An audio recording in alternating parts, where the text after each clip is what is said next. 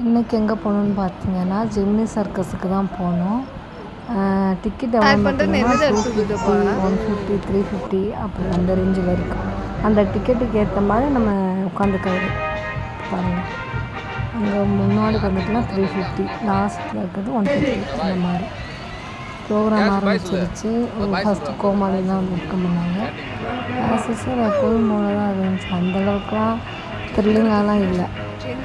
என்ன கேட்டால் வேஸ்ட், எனக்கு பிடிக்கலை. சரி போயாச்சுன்னு பார்த்துட்டு வந்தாச்சு. ஸ்நாக்ஸ் அங்கே டிக்கெட் 150 அவங்க ஸ்நாக்ஸ் அதுக்கு மேலே ஒன்றுனா வந்து எப்படி எடுத்துருவாங்க. ஐஸு, பாப்கார்ன், சமோசா அந்த மாதிரிலாம் வந்து எடுத்துருவாங்க.